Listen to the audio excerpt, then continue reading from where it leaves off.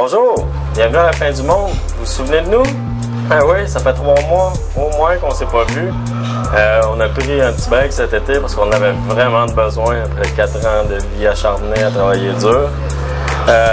Nous voici, nous voilà. Et puis, bienvenue pour notre fameuse recette de pâté au poulet pour le mois d'octobre.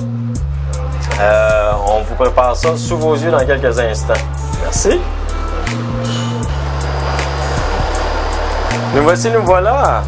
On a changé d'emplacement parce que maintenant notre resto est ouvert 7 jours sur 7 puis on n'a plus de place en avant pour faire ce qu'on avait à faire. Fait que on se rabat sur l'arrière ici. C'est plus chaud de toute façon qu'en avant, puis on est mieux, il y a moins de stress. Donc aujourd'hui, comme je vous ai dit, on fait des bons petits pâtés au poulet, comme dans le temps, là, avec grand-maman puis maman là, qui faisaient ça. Sauf que bien sûr, c'est du poulet de soya. OK? On va vous amener la semaine prochaine où ils vendent ça. C'est en majorité les Asiatiques qui raffolent de ça, l'imitation de viande. Personnellement, je ne serais pas bien là-dessus. Mais ça fait changement du tofu carré. Fait que un petit peu de changement dans la vie, ça fait du bien. Donc, ici, évidemment, c'est à la méthode de la fin du monde. J'ai mis des asperges, des poireaux, des portobello, plein de choses. Je vous donne la recette dans quelques instants. OK? C'est sûr que pour sauver du temps, on a fait quelques préparations, dont celle-ci et puis notre pâte. OK? Donc, celle-ci, on appelle ça un appareil. Appareil, qu'est-ce qui remplit ou quand on a quelque chose à stuffer ou quoi que ce soit. Notre appareil et puis notre pâte à tarte. OK? Pâte à tarte, c'est très simple. Je vous explique un peu grosso modo comment on fait la pâte à tarte. C'est pas compliqué. 8 tasses de farine tout usage bio. OK? Pour... je prends du Earth Balance. C'est à peu près la seule margarine qui est végétalienne. Donc, aucun produit de petit lait. Donc, ça, c'est 1 livre. 8 tasses de farine, 1 livre de Earth Balance. Exactement comme une pâte à tarte, OK? Avec 2 grosses pincées de sel, une grosse pincée de poudre à pâte. Et puis, pour 1 tasse d'eau froide environ. Puis un tout petit peu de vinaigre de cidre de pomme. OK? Ça, c'est ma recette à moi. Vous pouvez faire votre recette. Prenez celle de votre grand-mère, de votre mère, de votre belle-mère. Moi, ça me fait rien. Je vous donne la mienne, elle est végétalienne. OK? Pas faite à l'huile. Donc, elle se travaille bien, elle est malléable. Ça fait exactement comme une pâte à tarte. Donc, comment on fait? Évidemment, on prend notre farine, on met notre sel, notre poudre à pâte dedans. On met notre margarine qu'on a sortie préalablement au moins une demi-heure avant pour qu'elle ramollisse un peu. Puis on la sable. On la sable comme si on faisait une pâte à tarte, là. Après, on rajoute nos liquides dedans. L'idée avec une pâte à tarte, c'est qu'on mélange pas trop ça. On veut pas excusez-moi, on veut pas développer le gluten. OK? On veut que ça soit sec, pas que ça monte, pas que ça soit élastique. Pâte à tarte, c'est sec et gras. Donc, pâte à tarte, une fois que c'est terminé de mélanger, on met ça au frigo. Toujours 1 heure pour qu'elle s'humidifie, c'est un grand mot, pour qu'elle s'humidifie uniformément. Et voilà, 2 grands mots entre l'autre. Puis, on la sort une demi-heure après, juste avant de l'utiliser. OK? Ça, c'est pour notre bonne vieille pâte à tarte ici. Maintenant, pour notre appareil, un petit peu plus compliqué, mais quand même, c'est assez facile.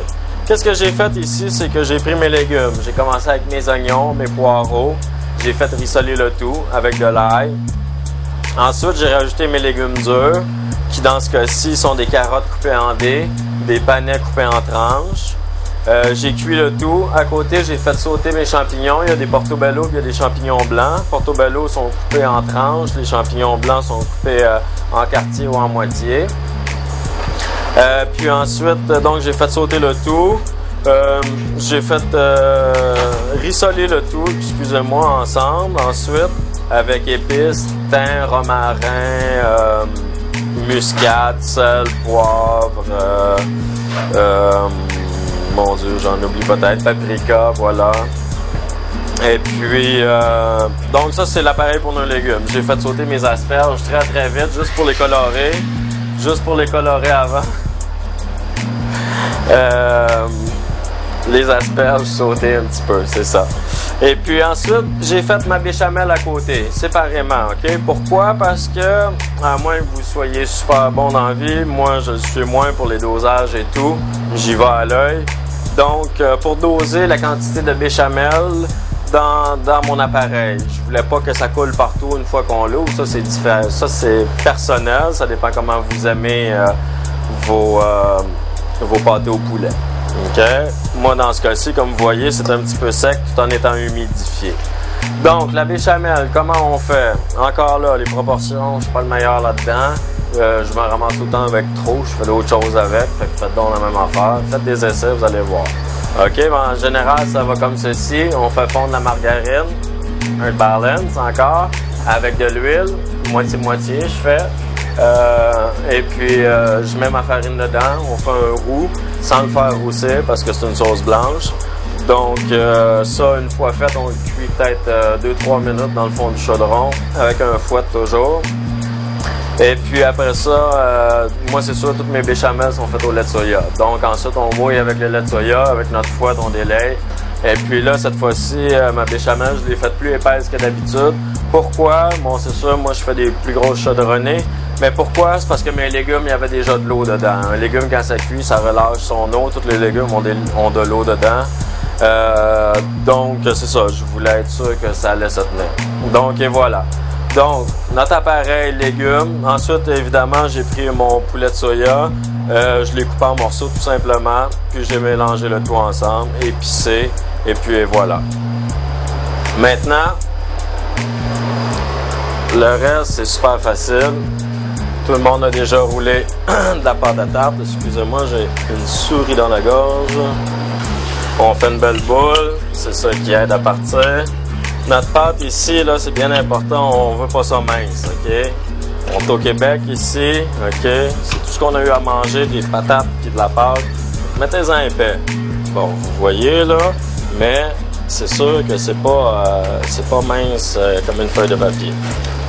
Pourquoi? Parce que quand ça va cuire dans le four, voyons, la souris il sort de ma gorge. Une fois que ça va cuire dans le four, ça va devenir tout épais, puis c'est là qu'on a, quand notre pâte à tarte est épaisse, c'est là qu'elle est toute flée. Donc, on place bien notre pâte dans le fond de notre assiette d'aluminium, OK? Ensuite, qu'est-ce qui est important que je n'ai pas, c'est une fourchette. On fait des trous dans le fond de notre pâte à tarte. Pourquoi? Parce qu'on ne veut pas des bulles. Une bulle qui va faire que soit que ça va couler en dessous ou soit que ça cuira pas bien. Bref, on fait des petits trous et puis on remplit de notre appareil. On fait bien attention.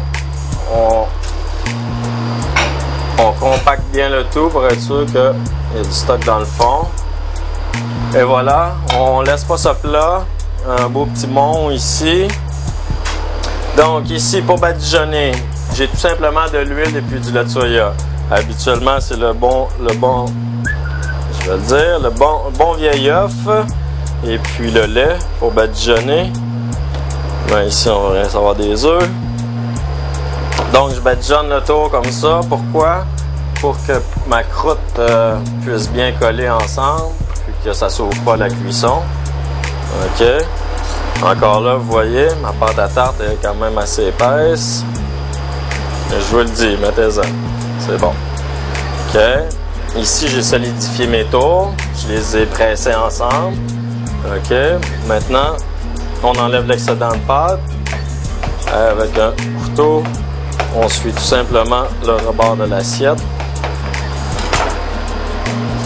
Et voilà, ça on réutilise, hein? On jette pas ça. Moi ici, là, j'en ai plein. Là. Je suis parti sur une production de pâté aux poulettes de soya. Donc je la réutilise. Je prends de la pas roulée. Je mélange moitié-moitié. Elle est aussi bonne. C'est juste qu'elle a été enfarinée un peu plus que l'autre. Donc on badigeonne le dessus.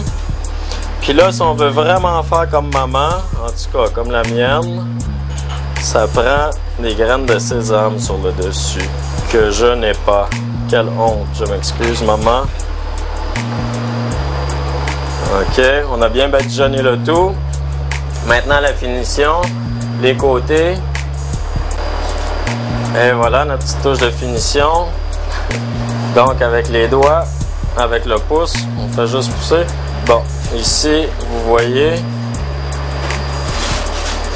que ça me colle après les doigts. Fait que la prochaine fois, vous badigeonnerez seulement après.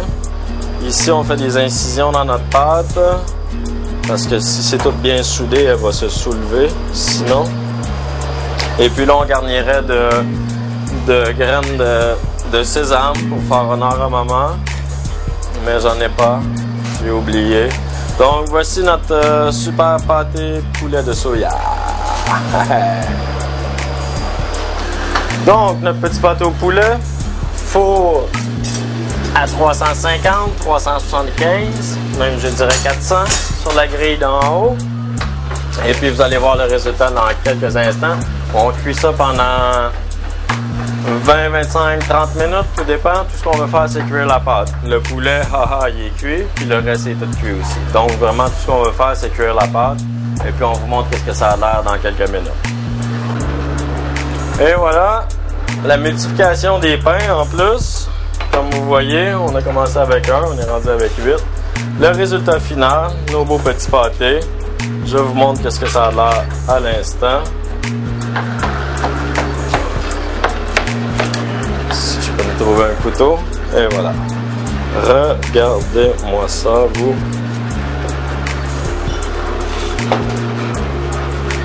C'est ça que ça donne. Hein? Venez pas me dire que ça ressemble pas à celle de votre mère ou de votre grand-mère. Maintenant, il reste plus juste à goûter. Puis surtout, ben, on se revoit la semaine prochaine. Pas la semaine prochaine, parce que je dis là, je suis trop excité, j'ai trop aimé ça déjà. Ça fait du bien les vacances. On se revoit le mois prochain pour le mois de novembre. Et puis, on vous réserve une surprise. Haha, vous ne saurez pas tout de suite. Merci beaucoup.